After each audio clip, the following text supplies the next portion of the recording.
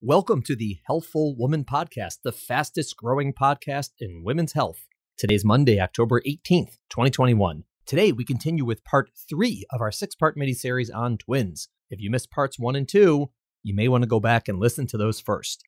Today, I'm joined again by Andrei Rebarber to talk about prenatal care of twins. And today, we're going to focus on 2 of the most common complications of twin pregnancies, namely preterm birth and fetal growth restriction. We're going to discuss how we screen for these and what we might be able to do about them. On Thursday this week, our high-risk birth story is also twin-related, and it's about a twin pregnancy complicated by severe fetal growth restriction, which is exactly what we're talking about today. So we have a lot of synergy going on this week. Next week, I'm going to be joined by Dr. Nala Kalik from the Children's Hospital of Philadelphia, or CHOP as we call it, to talk about complications unique to monochorionic twin pregnancies, which, as you know from the first podcast in this mini-series, means twin pregnancies who share one placenta. Specifically, we're going to talk about twin-to-twin transfusion, or TTTS, and what exactly that is. The following week, she's going to return to talk about the treatment of TTTS. So, lots of great stuff coming up. If you're new to the podcast, or if you've been listening for a while but never actually reviewed us, we would love it if you could go on Apple Podcasts and rate us. It really takes about 2 seconds. Just click, hopefully, 5 stars. If you do have the time to jot down a few comments in the review section, we would really appreciate that as well. All right, enjoy part 3 of our mini-series on twins. See you Thursday for high-risk birth stories on twins. Thanks for listening. Have a great day. Welcome to today's episode of Healthful Woman, a podcast designed to explore topics in women's health at all stages of life. I'm your host, Dr. Nathan Fox, an OBGYN and maternal fetal medicine specialist practicing in New York City. At Healthful Woman, I speak with leaders in the field to help you learn more about women's health, pregnancy, and wellness.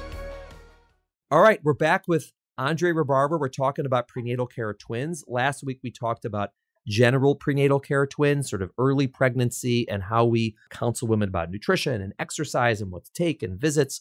And we're going to focus today on a really interesting topic, which is the prediction and prevention of preterm birth and also fetal growth restriction. And we know this, we talk about this all the time, the 2 sort of big risks that twins have, women with twins have, is number 1, preterm birth delivering early, which is extremely common. And number 2, fetal growth restriction, which is where one or both babies is not growing as expected, which is also very common. How do you talk to women about this? Let's start with preterm birth. How common is it? What should they expect? And what types of things might we do? Let's take preterm birth. The average length of pregnancy for a singleton gestation is 40 weeks. And that's what we give as the due date, 40 weeks from the last menstrual period. The average length of pregnancy in twins is about 36.5 weeks, which is 3.5 weeks earlier. That's average. That means that 50% of twins deliver preterm, which is defined as less than 37 weeks. And if you take triplets, for example, the average length of pregnancy is about 33.5 weeks. And so looking at per fetus, you lose about 3 weeks in length of gestation per fetus. It's kind of just a nice rule of thumb. And that no matter where you go and who's taking care of you, the national literature suggests there are just limited interventions to stop this. Primarily why we think preterm birth occurs in this population has a lot to do with the uterus kind of just stretching, and uterine stretch, what they call receptors. And at some point that just stretch becomes too great. And depending on the biology, and again, we know that there's just genetic variation among all of us about what will each individual uterus accommodate, it starts to get activated and says, I've had enough, I'm not going to stretch anymore. And it basically goes into preterm labor. There are other causes of preterm labor. This is mainly what we call spontaneous preterm birth. About 70% of preterm birth is due to spontaneous preterm birth, but about 30-40% of it is due to what we call medically indicated. Medically indicated preterm birth occurs when either the fetus is in danger inside and needs to come out, or the mother's in danger of continuing the pregnancy and we need to stop the pregnancy. And so medically indicated preterm birth is about 30% and can be due to either early onset severe preeclampsia or growth restriction in the fetuses. And so particularly for twins, the growth restriction and timing of delivery becomes complex in the preterm period because you would sacrifice one who's growing fine at the expense of the other who may be in jeopardy. And depending on the gestational age, these sort of ethical management decisions and discussions with patients can become quite complex when you're dealing around the time of what we call periviability or very remote preterm birth. And that's a little more complicated. We can talk about that when we talk about the growth issues. Yeah, I think that a lot of people are surprised to learn that, here in 2021, we don't have good treatments for preterm labor, prevention of preterm birth in twins. I mean, we've tried medications that stop contractions and they either don't work at all or they work minimally. We've tried giving progesterone to all women who have twins, which has been effective in some subpopulations of women, but doesn't seem to help. If you give it to all twins, there have been studies looking at putting a pessary, which is sort of a cervical stabilizer in all women with twins. That doesn't seem to help. Bed rest doesn't seem to help. There's really so little we have that'll prevent preterm birth in all twins or in women who start contracting. And people are surprised by that, but why is it? How come nothing works? Is it just because the uterus stretches too much and that's it? There's nothing we can do? Or do you think that it's just we haven't mapped out the, sort of the biochemical pathways well enough? I just want to add also cerclages routinely. Yeah. Stitches, surgery does not work routinely, and as does routinely doing pessary or progesterone for all twins. I think subsets of twins that may show certain signs, you might consider these various treatments depending on the gestational age. And there's data to suggest that while we don't stop preterm birth with some of these interventions in unique high-risk scenarios, we may prolong gestation. And I think that we may be looking at the wrong endpoint sometimes, where we have these endpoints of preterm birth before 34, preterm birth before 37.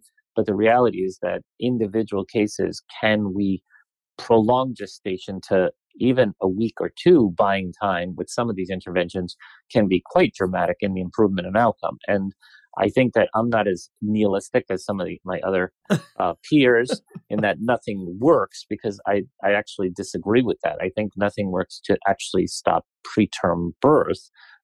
Maybe that's the correct statement, but I do think that we have various tools and treatments that we may be able to prolong gestation in situations where we just buying time allows us to have simple interventions such as steroids to help the lungs mature, magnesium sulfate. So you're buying time to get those on board to improve outcome, to weeks of a delay, for example, in some such situations that allow for prolongation of gestation, which would improve outcome theoretically. So I think we just don't have good ways to measure on an individual basis if the particular intervention prolonged gestation versus not. And, we do have randomized controlled trials on some of these, but again, they do fall short in the numbers that are recruited for unique situations where these treatments may actually work. Right. And just to clarify what you're saying, because I absolutely agree with you, we haven't found anything that works in all twins. Meaning we can't say, all right, you're a twin pregnancy, you're 8 weeks, you're 10 weeks, you're 12 weeks, start doing this, and it's going to help you across the board. But we do screen twins for a lot of different things, and there are unique circumstances and individual situations where, like you said, there are treatments that might prolong pregnancy enough time to make a difference in the outcomes, even if it doesn't prevent delivery before 37 weeks, let's say. I would say the only intervention, and we spoke about this in the last podcast, that probably does work across the board is good nutrition. Amazingly, that's a simple thing. But in terms of like high-tech stuff, no, nothing seems to work. And so that is an important thing. And so one of the things that comes up a lot. Good nutrition and baby aspirin. Yeah, baby, probably. No, I agree. Because that, believe it or not, that might actually help to prolong gestation because preeclampsia doesn't develop or develops later. So that may actually, in and of itself, avoid a medically indicated preterm birth. But I think those are the two basic things that there's actually pretty good evidence to support. And what's interesting with nutrition is that a lot of times it's having twin gestation. Insurance companies do not cover a nutrition consult. They assume physicians would just be able to do this, of which most doctors have a nutrition class that's about, somewhere between 2 to 4 weeks in their medical school class. And that's about it. And so I don't think that most physicians are equipped to properly guide on nutrition. unless they have an interest in it and take extra time with it. Yeah, no, I totally agree. And so when we have women with twin pregnancies, one of the things that we do in our practice, and a lot of people don't do, and there's a lot of controversy over this, is doing cervical length screening. So can you explain first what that is? And second of all, why do we do it? The cervix is sort of like the gateway to the uterus. And think of it sort of like the doorway. And if the door's shut, then nothing comes out. That's the simplistic approach. And we had seen back in the 90s, at least in singleton gestations, and then by the early 2000s, they wrote these papers on twins as well, that a short cervix in the mid-trimester is associated with an increased risk of subsequent preterm birth at some point prior to 37 weeks. And the mid-trimester is often referred to somewhere between 18 to 22 weeks. And so cervical length, the longer the cervix, the lower the risk, the shorter the cervix, the greater the risk. But unfortunately, like everything else in medicine, it's not an exact science. You can have a very short cervix and go to full term, and you can have a long cervix and ultimately deliver preterm. So it's really just a risk assessment for physicians to use and as a tool. And so it doesn't tell you what will be, it just tells you what might be. And I think, again, why this might be helpful is in managing expectations, determining interventions that may help. So, for example, a short cervix after 16 weeks, particularly between 16 to 24 weeks, those are scenarios where people have recommended interventions like vaginal progesterone, and that has been shown in observational trials.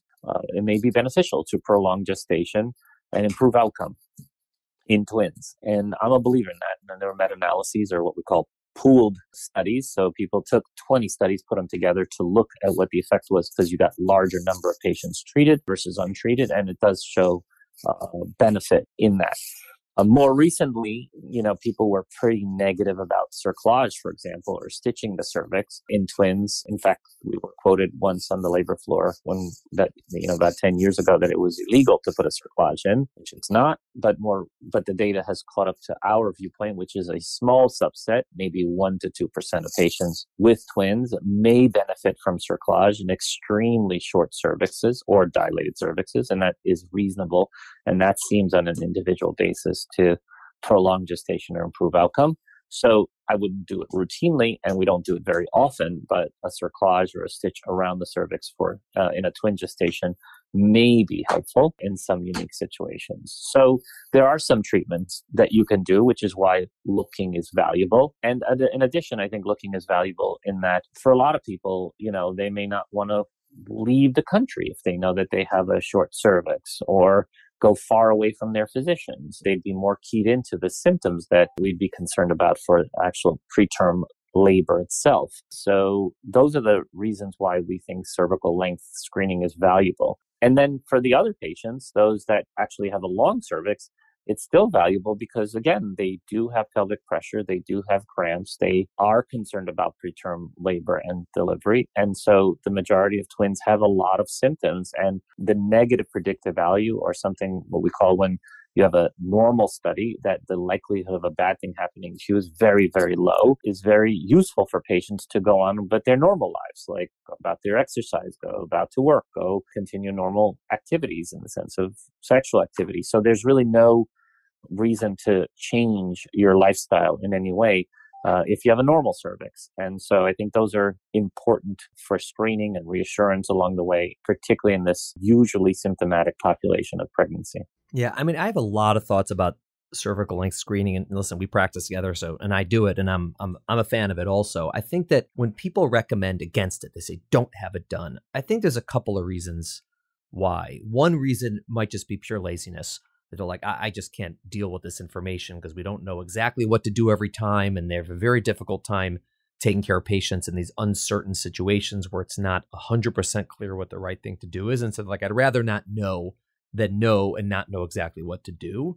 And other times people are saying it because, let's say on a population level, if we had everybody checking every twin, we're going to have all these people getting information and not knowing what to do. And then it's going to be complicated. And some people are going to be scared when they shouldn't be. And some people are going to be reassured when they shouldn't be. And so it's just not, valuable on a population level. But in our practice, we take care of a lot of twins. It's so important for us to know this information. Like you said, number one, it could be something that we can use to actually intervene, right? So if the cervix is short at a certain time, there is data about vaginal progesterone. There's some data about pessaries, a little bit weaker than the progesterone.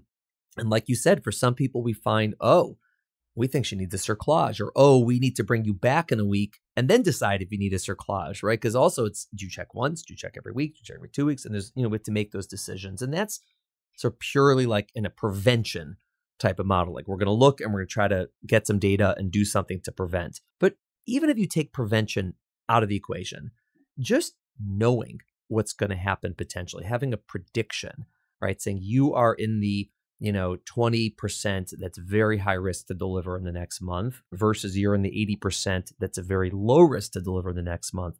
There's a lot of value in that. Again, like you said, people practically, am I going to go on that vacation? Am I going to, travel? Am I going to, train for that half marathon?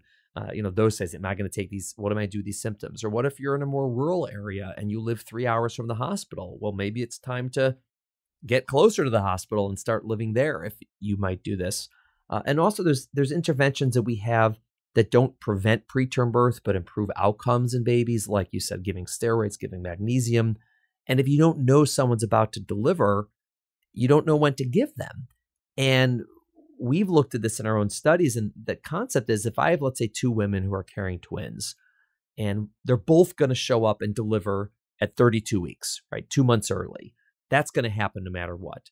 But for one of them, someone taps you or me on the shoulder and says, hey, she's going to deliver in a week. Like a week before someone tells us she's going to deliver in a week. Those babies are going to do better because there's things we're going to give to the mother in that week before delivery that'll improve outcomes for the babies. And none of this gets taken into account when people make that recommendation. Oh, don't do it. And that I find that to be very frustrating personally. Yeah. And I also would say some of the criticism we've had is that, again, you can get proper counseling or increased maternal anxiety by doing these tests.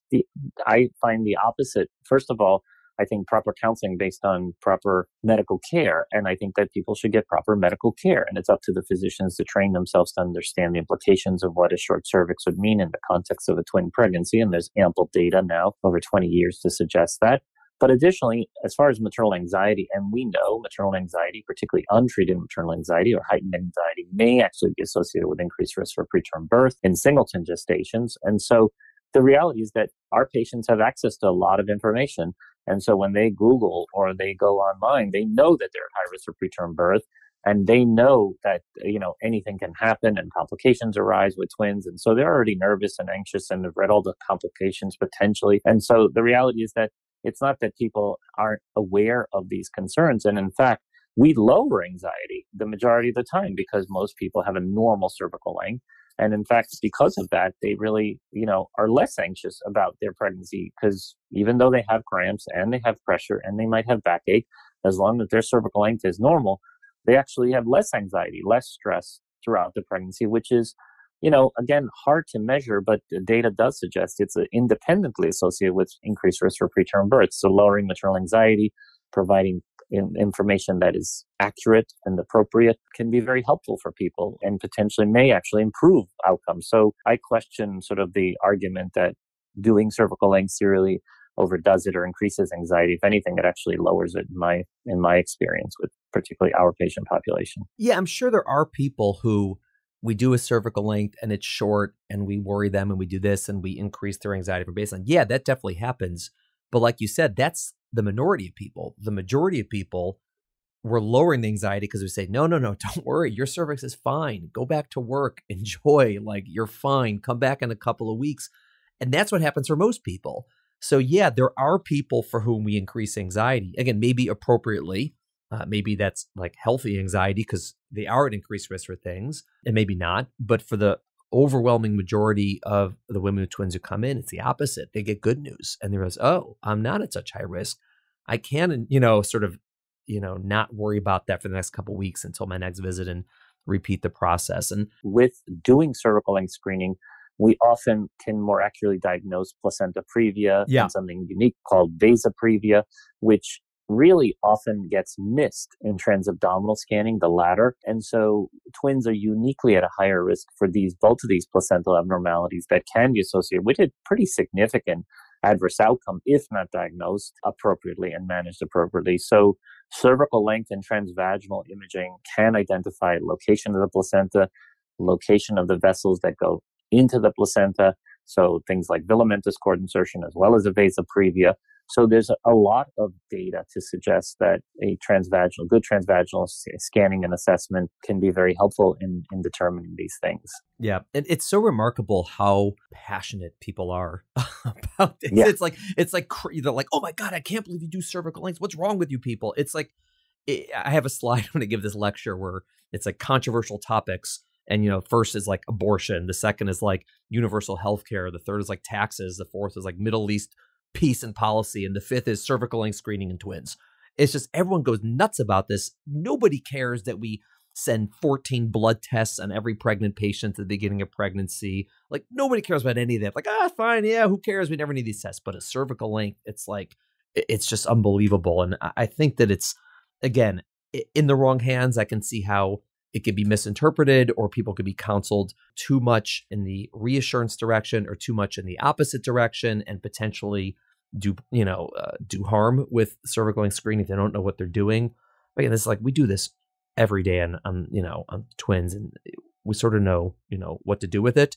And I think that overall it's been really helpful in our practice taking care of twins. I think we're all very comfortable with it. Yep, I agree with that. Let's talk about fetal growth. So growth restriction is very common in twins as well, where one or both is not growing well. How do we screen for that? So doing ultrasound, of course, because we're maternal fetal medicine specialists, so that's really our right arm is hooked to an ultrasound beam. And while it has limitations, and I'll be the first to suggest that growth ultrasounds and biometric measurements, which was first established in the 1970s, which we're still using, those formulas, 1980s, there are potentially better tools slightly, but they don't really impact on outcomes. So we kind of stick with the old tried and true measurements where we measure the femur length, the leg length, like bone length, the abdominal circumference, so the belly size, and the head circumference, and something called a biparietal diameter, which is going from one side of the head to the other and measuring it. And then it goes into a magic formula developed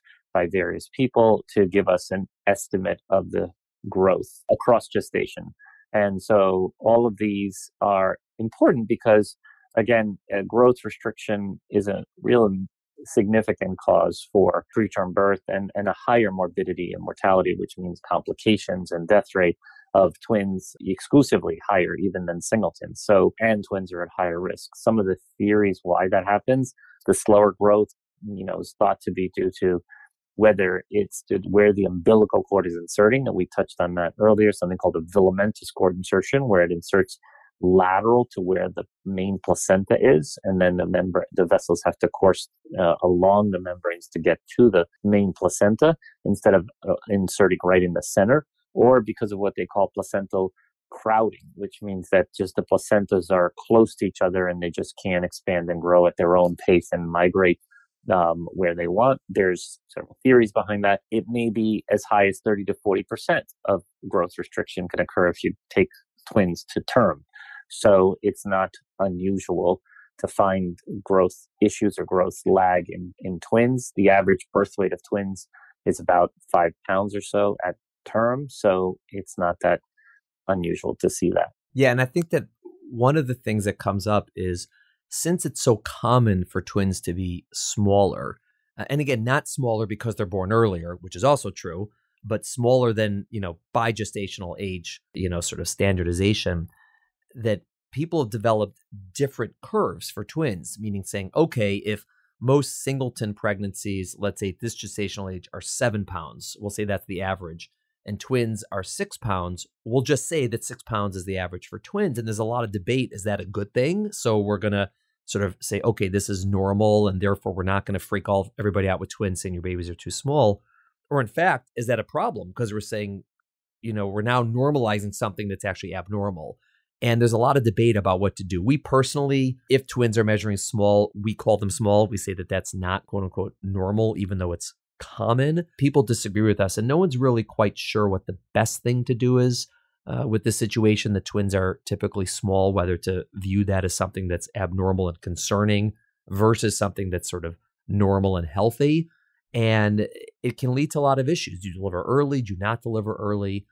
And so one of the things that we do to try to avoid delivering earlier than necessary is we rarely will deliver early just because of the weight, or not a lot early just because of the weight. We need to see other findings that there's a problem, like the fluid is low or the blood flow is abnormal. But that's important because sometimes you see a small baby like, oh, it's time to deliver, but maybe you're causing harm by delivering too early. And so you have to sort of use a lot more data than just the weight to figure out what to do. Yeah, just to back up a little bit, one thing to remind everybody is that doing fundal height assessments are not accurate in twins. So just doing a tape measure, it's not worth it. I think that's really important. Also, growth is measured because we've had early first trimester ultrasound that documents the current accurate gestational age. So I think that's really important, that coming for prenatal care early in the first trimester, one of the single best things we can do to assess later on growth in the third trimester is have first trimester measurements of something called a crown rumpling that accurately identifies the actual gestational age of the fetus. And I think that's really important because last menstrual period dating may be accurate, but it's not. We'd like to have it corroborated with an early first trimester scan. And then finally, the actual growth itself is as important as sometimes something called the growth discordancy, where you actually have differences between the sizes of them. So sometimes you may have, so they may quote unquote be both above the 10th percentile, but one of them, so 10th percentile is often the number we use as sort of a criteria where we suspect growth restriction might be starting, where the baby's growing small. But there also could be where you have discordancy of about 25% or more, where there's such a wide difference between growth between the two of them that can suggest us that something might be going on. So in twins, we use growth discordancy in addition to the actual growth itself as a sign that something might be happening. And then ultimately, to decide, is the baby better in than out or out than in, we basically will do more information, which is looking at fluid, at fetal movements. We're going to look at blood flow studies in the umbilical cord as a reflection of how the placenta is functioning, something called Dopplers of the uterine arteries. And you can Doppler or look at blood flow in every vessel of the fetus. So some people use looking at fetal brain Dopplers. Some people use Dopplers of something called the ductus venosus. So there's a lot of analysis. And also the other thing early on, if we see growth restriction, often that can be associated with congenital anomalies, which twins are at higher risk for that, having structural abnormalities or syndromic issues. So particularly the earlier the growth restriction starts. So that becomes quite relevant, and screening for those things, and it becomes important, and you have to be quite diligent to know which fetus you're scanning, which one has the problem or not, and so on. Yeah, and I think that this is an important topic because one of the things I go over with women is that with twins is that this is very common. I mean, it's very common that if someone's carrying twins, we are concerned about one or both babies and how they're growing. So number one, like you said, for expectations, I said that in the last podcast, sort of setting up expectations, that doesn't mean that there's necessarily a problem, but it's something that we're going to be investigating. And it happens pretty much as common as preterm birth is going to happen, that one or both babies are going to be small.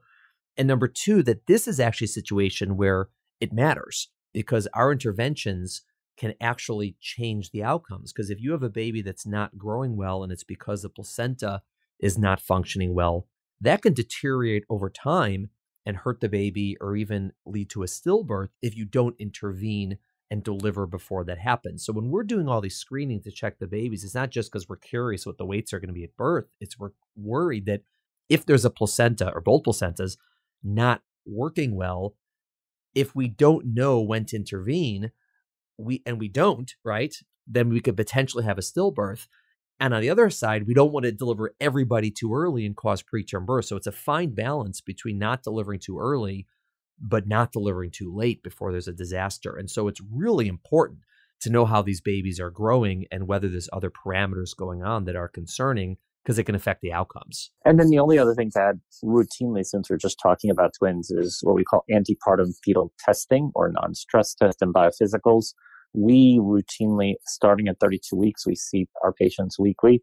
And we perform weekly antenatal testing to look for risks of complications. And so it's still controversial whether there's proven benefit, but we wrote a paper now years back, it's almost 6 years ago, we're looking at the biophysical profile and its role in twins and being a better tool to assess fetal movement, fetal tone, fetal breathing, which they're not breathing, but diaphragmatic movements up and down as a reflection of fetal well-being in addition to the amniotic fluid assessment. And we found that to be quite accurate and effective in identifying at-risk fetuses that may need to get delivered. And so from 32 weeks until delivery, we do weekly antenatal testing in our practice, which some doctors may not do, though, when I think the SMFM actually did a questionnaire on routine twin antepartum testing, they suggested it's pretty widely practiced that everybody does it routinely, starting at 32 weeks. But most people are using something called a non-stress test, where they're just putting people on a monitor for 40 minutes instead of the ultrasound, though the biophysical has lower false positive rate and maybe more fetus specific in its accuracy. So we tend to like that better. Yeah, and the principle is that anyone carrying twins, there's an increased risk of stillbirth. And so these tests are designed to identify fetuses at increased risk of stillbirth, so you can either do further testing or aren't usually treatments potentially, but delivery potentially before that happens. And so that's why it's designed. And it's hard to prove whether it works or not, because the studies you'd have to design, you'd have to do the test on half the women and not do the test on the other half of women and count the number of stillbirths and see who is more. Large numbers. Yeah, large incidence is low. We do other monitoring like growth. And so it presents. So it's not really done. Like patients don't want to sign up for it. Doctors don't want to do it. No one wants to run that study. So you have to sort of sort out the data that's there. Wow, Andrei, we covered a lot. Thank you so much for coming on the podcast and coming again. It's interesting that it's a miracle that I survived my twin gestation with no ultrasound and no monitoring and no nutrition counseling. And I went to term because we were undiagnosed until we delivered. So you were the surprise, Andrei. They just thought it was Ted. No, my brother was. I was twin A. Oh, Ted, if you're listening, we love you, but we didn't know you were coming. Right. That's it.